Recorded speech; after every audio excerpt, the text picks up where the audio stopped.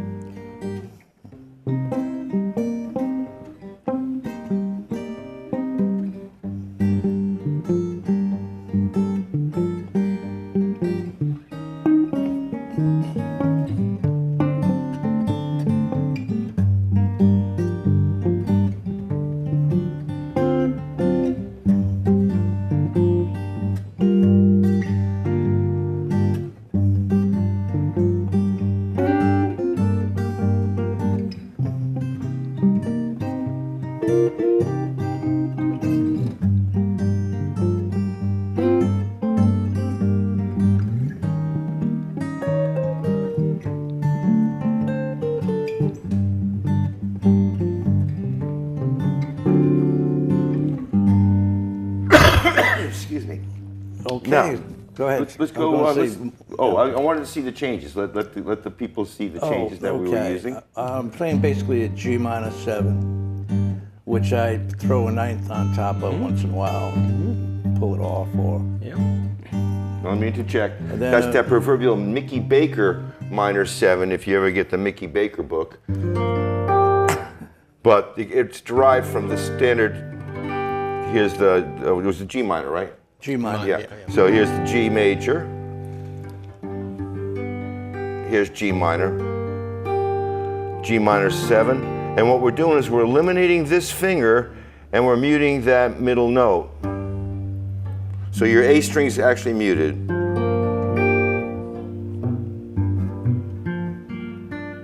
And this would be the 9 of the chord. The 9 being the number in the sequence of the scale.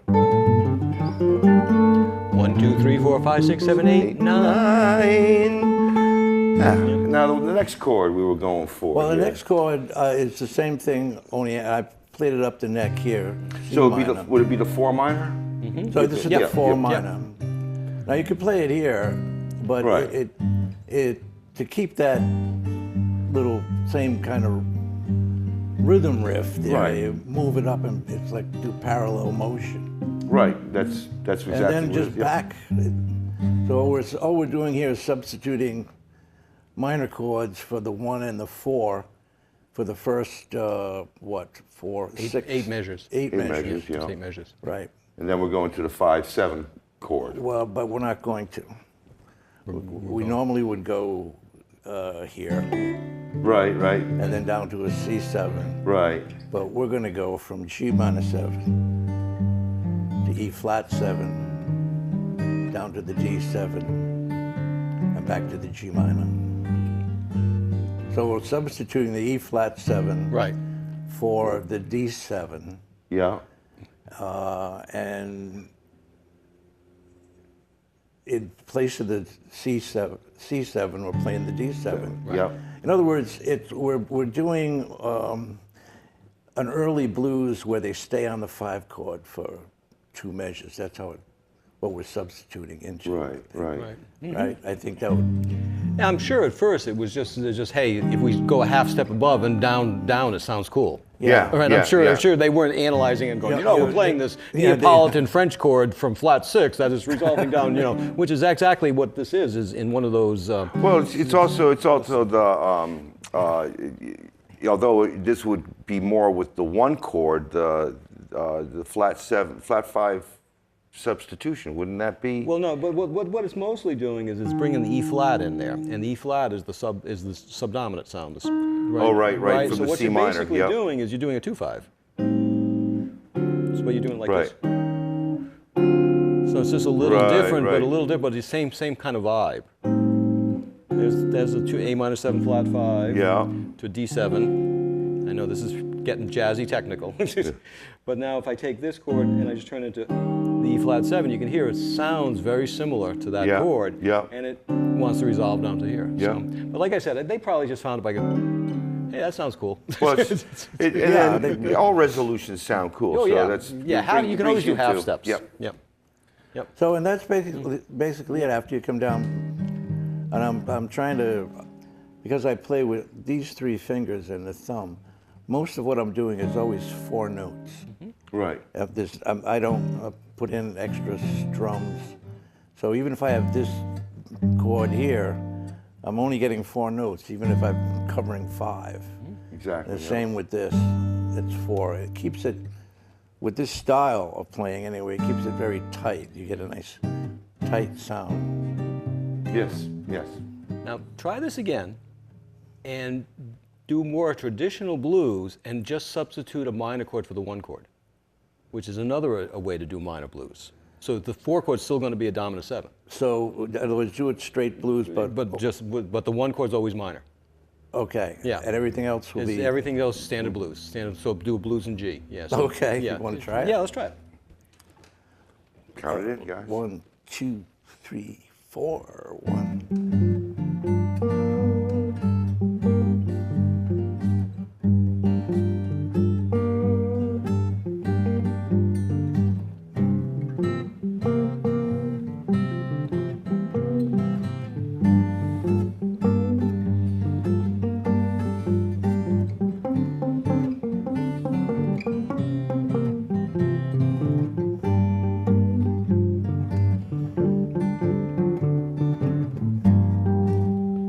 And there's another way to do the minor blues. The minor blues, yeah. That's that's kind of bordering the line, whereas it's really kind of majory bluesy. It's a brighter sounding minor, which is a way to think about it. Whereas the other one is really minor, the sad, poignant minor. By the way, when you guys did on the previous one, when you went to the E flat and then went to the D, just so you know, that's the Thrill Is Gone. Oh yeah. Oh, it's a. That's how that. That's Oh, how it's a that's. lot, it's a lot, yeah. There's a lot of blues tunes, minor blues tunes written around that kind of a substitution. Although the Thrill Is Gone is done in a different key, nonetheless, it's the 4 chord. Actually, the 5 chord going into the. Where are we? So. And I'll just show you one turnaround that's good to do in minor. All right? Okay. All right, so this is a fun one. So if we're in G minor. All right, show me the strings. Well, we're going to do it on the middle 4 strings. I'm going to do it up here. But say we just finished, like we just did.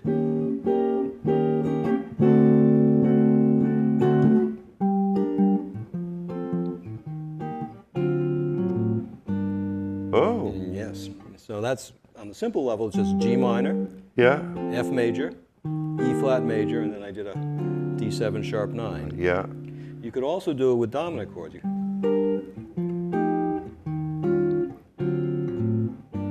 Nice. Yeah, so it's a nice little turnaround, and it really captures that minor vibe.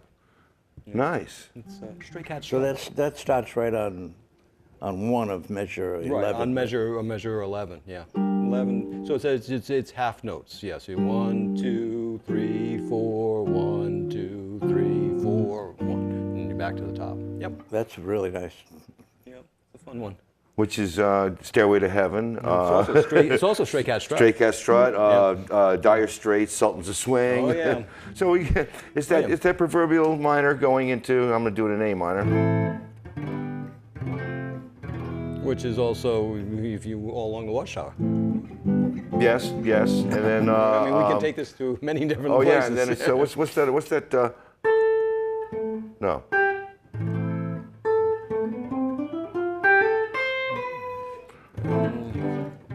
Right. Yes.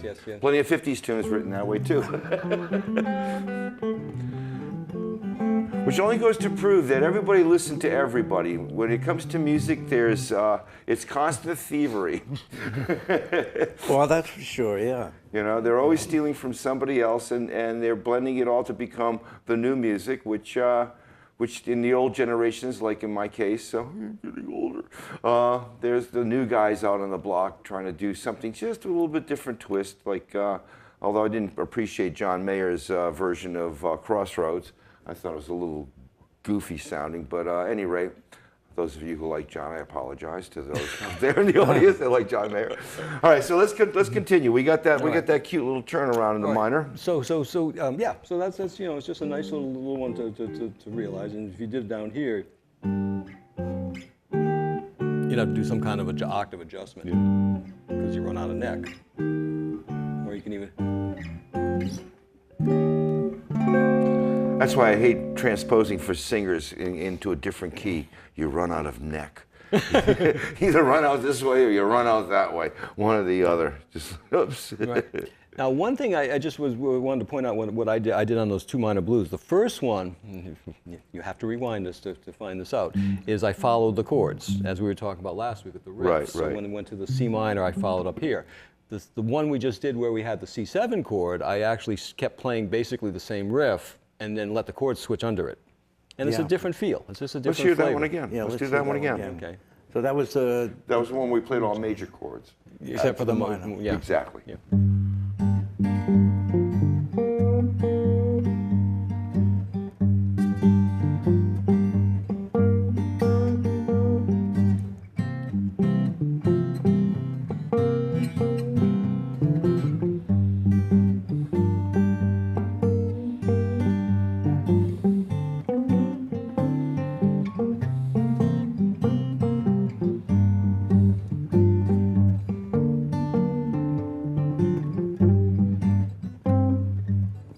Wow. Yeah. Yeah, and that's just keep playing that same riff, and it sounds.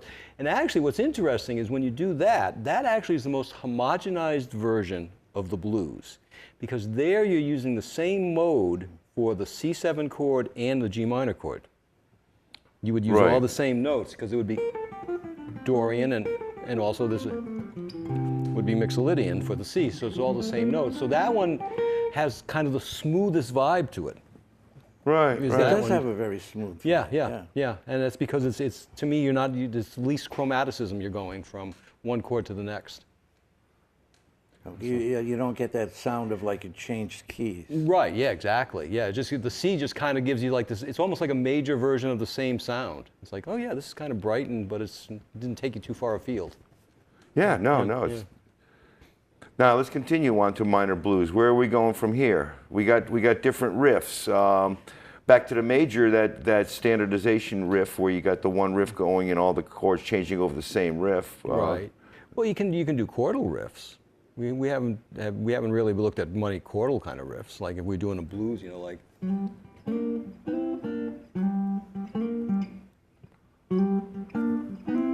Or something more like this. Yeah, but that's major. Oh, right. Sorry. But that's okay. That's all right. It was chordal riff. Yeah, right. So then, the.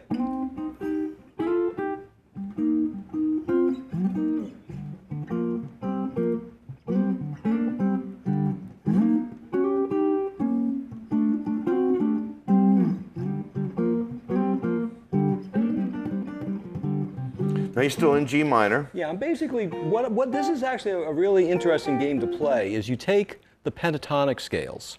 Yeah. And you think of them as a chord. Yeah. So you play. just pairs of notes, sometimes 3, but the pairs work really well because you can move them around, and you can put them all sorts of different ways. Right, and if you change it to major, you get to be a little bit Chuck Berry-esque. Right, exactly. Which is, I think it was Kenny Burrell that he used to like. Oh, I'm sure. But then I'm just moving it up to the C.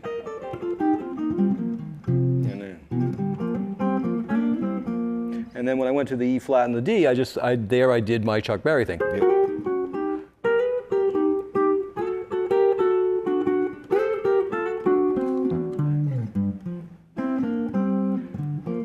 So. Right, right. Yep. So I mean, that's another way to do it with chords instead of just with a single note. Sure. Thing where you're keeping the idea going. You know. You got another example of that? Well, you can combine them, right? Well, I mean, can you think of a tune that we could? Let's see. Think of a tune that does that. Well, I mean, we could do Freddie the Freeloader, right? I mean, all blues. All blues. All blues. Yeah. Yeah, because all blues is that. So now we're in major. Oh, that's right. We are back in major. But this is. Now, do you know the head on that at all, or see? That's what we're getting into now. Is like yeah.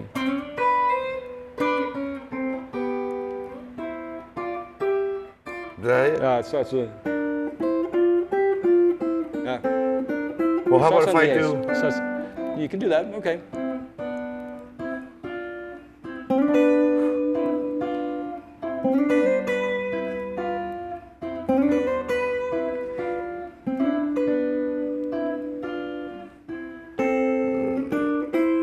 That's C. Back to the G. And then D. D7 sharp 9, E flat 7, E flat 7 sharp 9, D.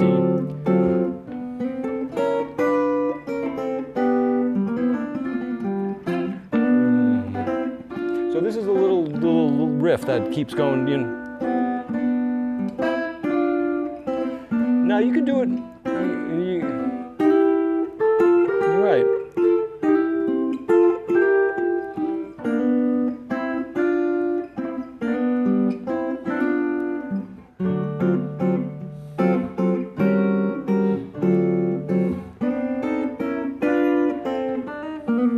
Now, what are you doing there? No, it's just G. It's all Yeah. that part. You just keep doing that. That part comes in, and they never go to the D there. It never right. does a turnaround. So there's a jazz tune that's basically nothing too exciting. But notice how he kind of steals that little minor thing. Yeah. And he really does it dark like this. He does the E flat 7 is this really dark chord. He doesn't do the inside chord. He just really makes it nice and dark, which is kind of very cool. Typical Miles. Yes. I heard some of this 1/4 substitutes in there. A lot of them, actually. Oh, right? I'm sure, yeah. And you get up here with the... Can you tell us anything about that? Well, how that works? Sure. I can show you the way I kind of come at the harmony, right? Is I've worked really hard at learning triads. A lot of 3-note triads. So what I've done is like say we're doing G, so I've got G, I've got all these G's all up the neck. All right, want to do it nice and slow with the camera? It's B, D, G. Then we have D, G, B. And then we have G, B, D. And we can come up here. Right. We can also do it like this. So what I've done is I've learned how to harmonize scales or melodies with the chords. So what I've done is you take those chords, and you take a G7 or a Mixolydian scale. Right? And then you put chords underneath. So you get.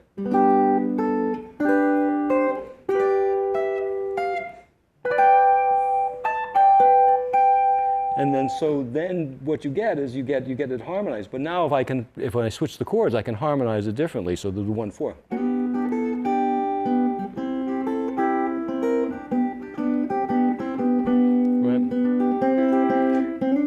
So whenever I'm on a G, there's a C, very handy, that you can go to. And that's getting that motion back and forth. And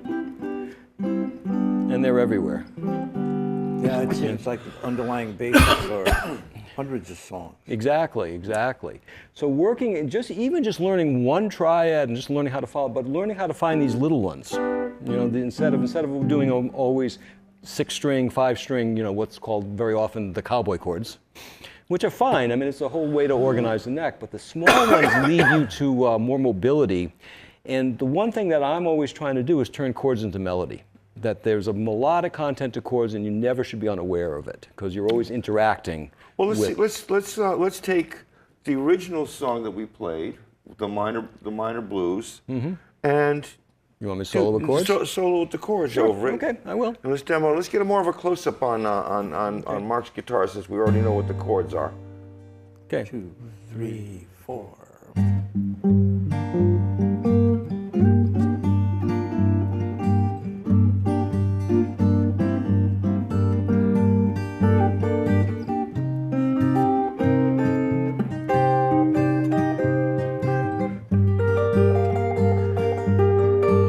Still with that G minor, yeah.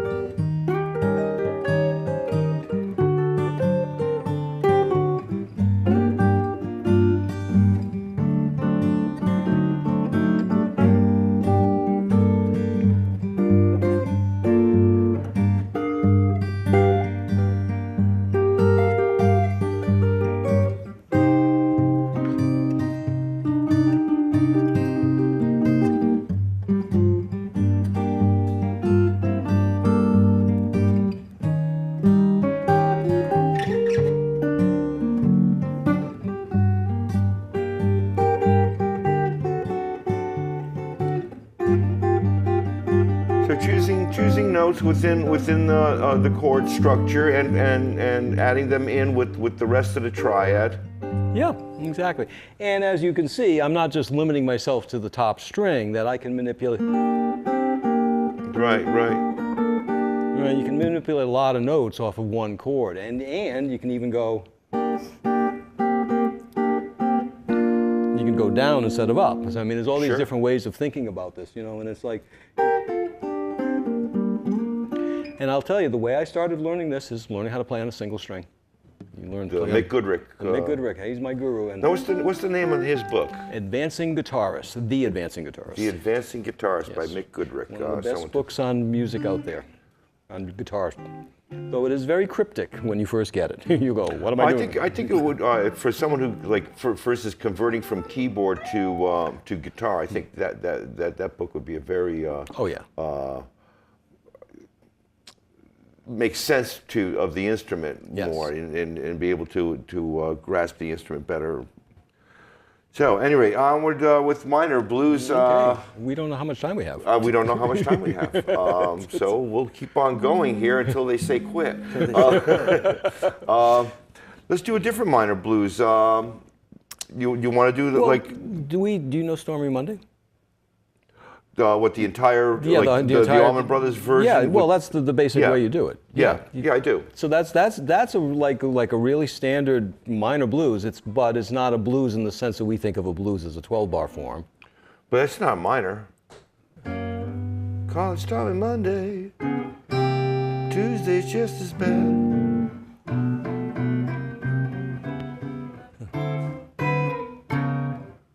Oh, sorry, where am I? They call Okay. it Stormy Monday. All right. It's just as bad.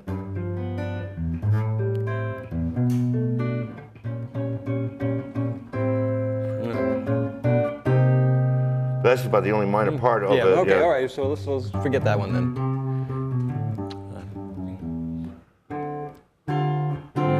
We could do that. No, that's okay. Yeah. That's okay. That's okay. And I don't think Ken knows it anyway. So let's not. No, I don't. But I wanted to comment on. I think early in the shows we've done, we talked about the necessity for learning all those triads up and down the neck, because that's what these guys are doing for the Yeah. most part. Right. Especially the early guys. Right. You know, and even later, I think right before we were talking about like 3-note voicings, like this one, the E7. This is something they all do. It's kind of a Robert Lockwood, but change one note and the bass string. Now we're on a 9th chord. start to get this more of a uptown blues.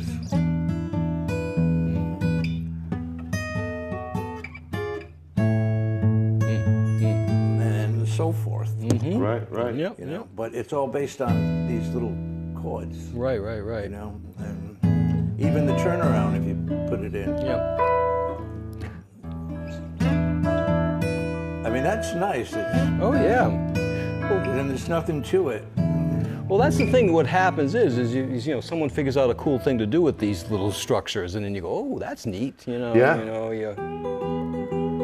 Yeah. You go, wow, that's really neat. That's not hard to do. You know, and then it gets passed along, and it's, you know, it's really. Yeah, it led, I think, more to then Robert Lockwood, he started using ninth chords like this form, and even down here on the E. Right, right. You know, and then you start to creep into what we've been doing here. Yeah, right, exactly. The Yeah. more riff Little based. by little. Right. The more fingerings you know for like certain chords, like this also being a 9 chord. People don't, you know, I notice a lot of my students, they don't, and these chords, they're constantly being played in rock, especially over the scales that they're using. It's just that they simplify the chords so the scales look a little more elaborate, but they're all internal, and there are so many chord variables that no one ever really looks at. They're always just looking at the proverbial one they see in the Alphabets Book 1, and there are more variables than you think. Oh yeah. Well, it's like the Ted Green book. Ted Green book. Chord chemistry, right? I remember owning that, and it's like there's 2 pages in the middle of the book. He calls the essential chords, and there's all these really tiny chord diagrams. Yeah. And I think he's got like 40 different voicings for A major.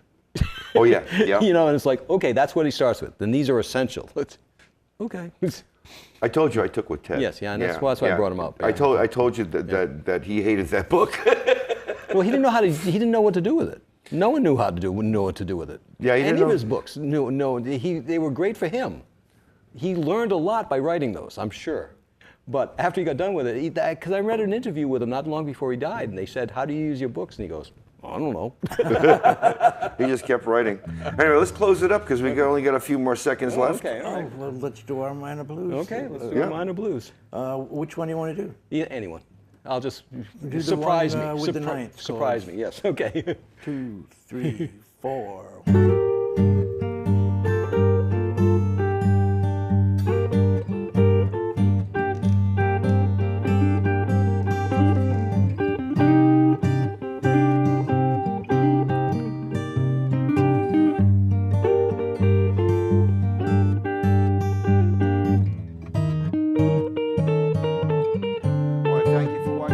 We'll be back next time with some more on the blues. Get into the 60s, I think we'll go next. Take care. Have a good one.